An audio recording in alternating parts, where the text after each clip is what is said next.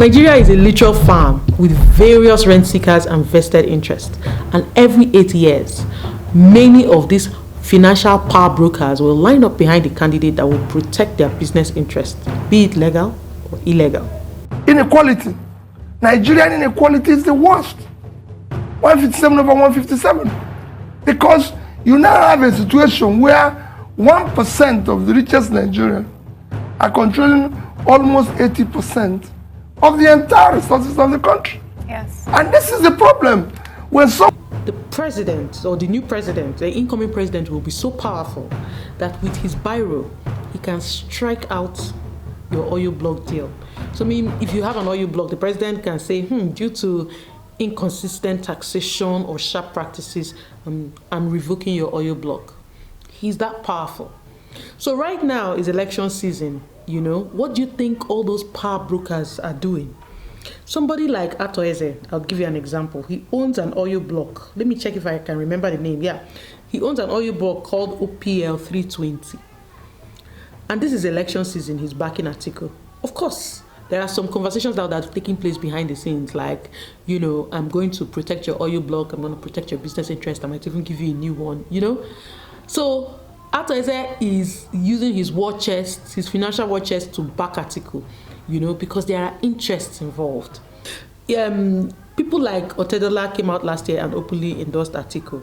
You understand? Otedola is, of course, a very prominent businessman. We're not saying he's doing anything wrong, but we're saying most of these men benefit from the chaotic and lawless environment that is Nigeria. It benefits them. It works for them. The craziness, the chaos, the scam that is fuel subsidy works for them. How does anybody take oil in a vessel and leave a country? We've got the Navy, we've got NIMASA, we've got security services, you've got the oil companies themselves. What's unusual about Peter Obi is that he doesn't seem to have these powerful brokers of business interest around him. And that's the reason why APC, PDP, who are the old order, always just think he's a joker. Like, how do you think you can run an election without powerful brokers behind you? Peter Obi has the masses behind him. So while, the others are trying to run an election that will, and a presidency that will benefit a few, Peter Obi is running an election that will benefit the masses.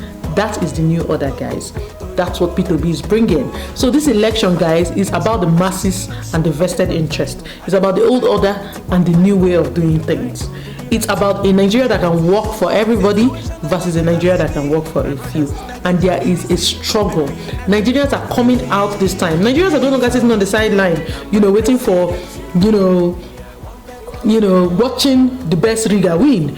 Because Peter Obi is in the race, he's provided Nigerians a third option, a third force that will work for them and not just for the vested interest. So in summary, we can say election is about interest, you see.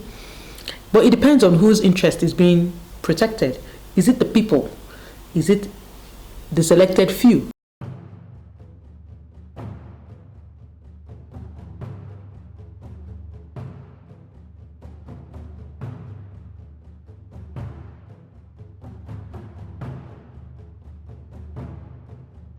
Let's talk about money. The typical Nigerian election in the old way of doing things is usually looted government funds and some strong financial backers, vested interest, powerful money bags backing your election in exchange for some, For instance, now, that Otedola is like the biggest shareholder or one of the biggest shareholders in First Bank.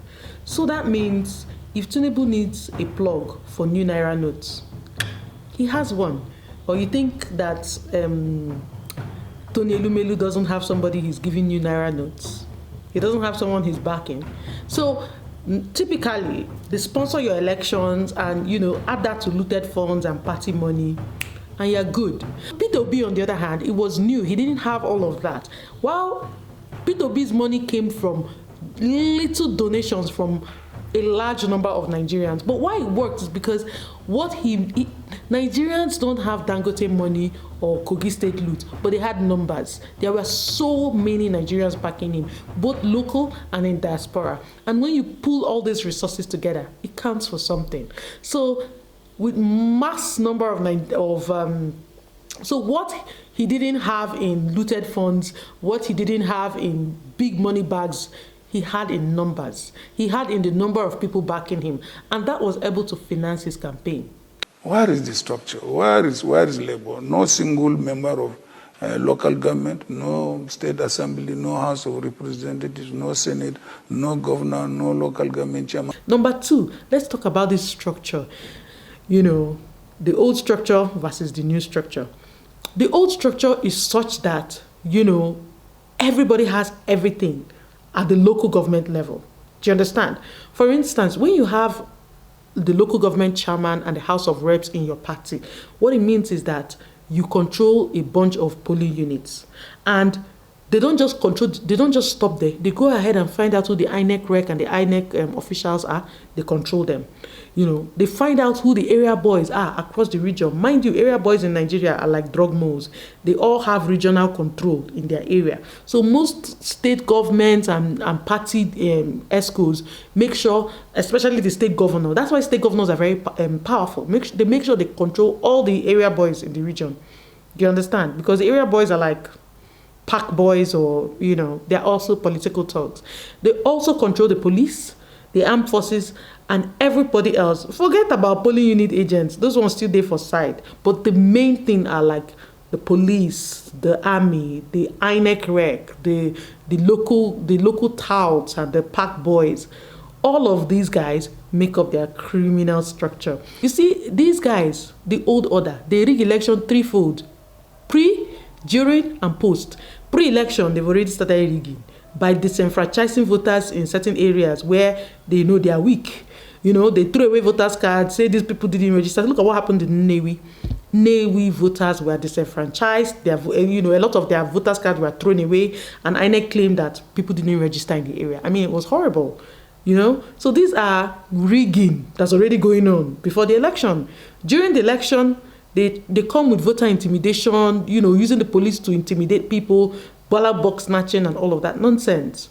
And post-election, they use the Supreme Court and all of that to rig. So that's their way. But on the other side of Peter Obi, while Peter Obi does not have the structure of criminality to rig the election, he has numbers. And his numbers have continued to count for him, both with money and both with structure. Because the number of people that are coming out to vote for him are enormous, it makes rigging difficult. How are you going to rig the election when everybody in the polling unit is a polling agent? Because a lot of Peter Obi's fans are going to, not just vote, they're going to stay there and they're going to watch their votes. So how are you going to rig the election? Do you understand? So that's the new order. Because there is passion and everybody's watching their votes and how are you going to rig the election? An area boy cannot come out and intimidate voters, because how many area boys are going to face that mammoth crowd of voters? Because let's assume that there is very good voter turnout. They're going to beat you. So you can't even try nonsense. And that's the structure P2B has. It has numbers. Now, the third part is the difference between the structure in the old order is based off of money. The structure in the old order is based off of money. For instance, everybody in the chain needs something from the top, which are the financial power brokers. They need something, to down to the INEC rec who is going to rig the votes on the ground. You see, everybody wants something. But because they are inspired and motivated by money, they can easily be bribed. They can easily betray their benefactor. APC agents bribe PDP polling agents to look and say nothing. So that means PDP polling agents can be there and APC will give them money, and PDP agents will allow them to rig their elections. That is different from Peter Obi's structure. Peter Obi's structure is based off on passion. Even though, yes, there are a lot of hungry people who will still fall to, vote buying and all that. But for the most part, Peter Obi's followers are so passionate that, they are doing everything themselves. It's their own sacrifice. They see it as something they are doing for the country. So as such, you can't buy them with money. It's not based off on what they can get. Personally, it's about the country. It's about the love. It's about the joy to see something good. And because there is passion in Peter Obi's structure, everything works seamlessly. People are passionate. They are burning. So, Peter Obi was getting everything. When there is a problem, Nobody's waiting for mobilization. People are asking, how much is it? How can I help? How can we fix it? You know, you can't come out and buy them. You can't come out and buy their passion. Everybody is there, you know, counting their votes and everything. Whenever I hear of no structure, my answer to it is simple.